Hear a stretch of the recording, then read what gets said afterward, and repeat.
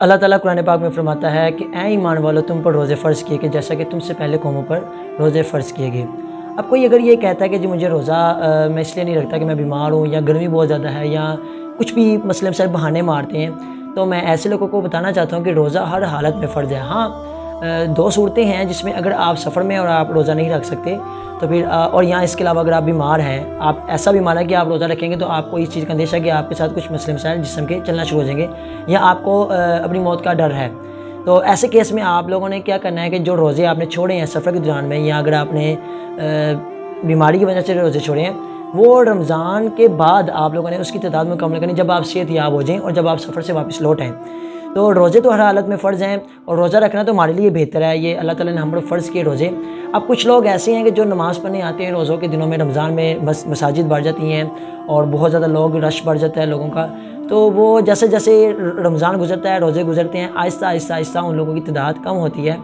اور پھر ایسا ہوتا ہے کہ پھر وہی دوبارہ صفیں آ جاتی ہیں، پھر ایٹ دا اینڈ جب وہ دوبارہ سے آخری عشرہ شروع ہوتا ہے پھر دوبارہ سے مساجد بھرنا شروع ہو جاتی ہیں۔ تو ایسے نمازیوں سے میں کیا کہوں کہ جو کہ صرف رمضان میں نماز پڑھتے ہیں، اللہ تعالیٰ کی بارگاہ میں آتے ہیں، اگر یہی لوگ سارا سال رمضان کے اندر جیسے آتے ہیں ویسے سارا سال پورے 11 ماہ کے اندر مساجد کے اندر آتے رہے، نماز پڑھیں، 5 وقت کی نماز پڑھیں، تو ایسے لوگوں کا کیا کہنا ہے؟ تو کیا بات ہے، سبحان اللہ، اگر ہم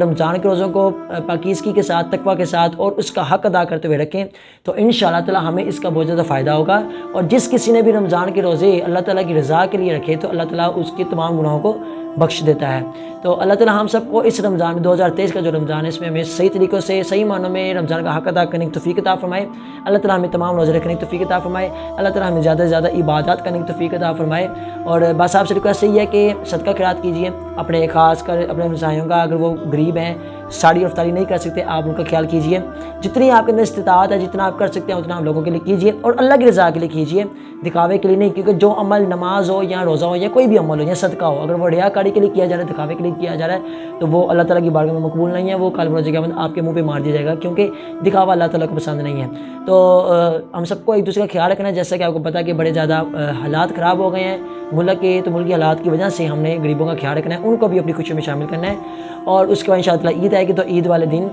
جس نے روزے رکھے ہوں گے اس کے لیے عید ہوگی۔ اور اللہ تعالیٰ فرماتا ہے کہ روزے دار کے لیے 2 خوشخبری ہیں، ایک جب وہ روزہ رکھے اور جب وہ افطار کے وقت اس کو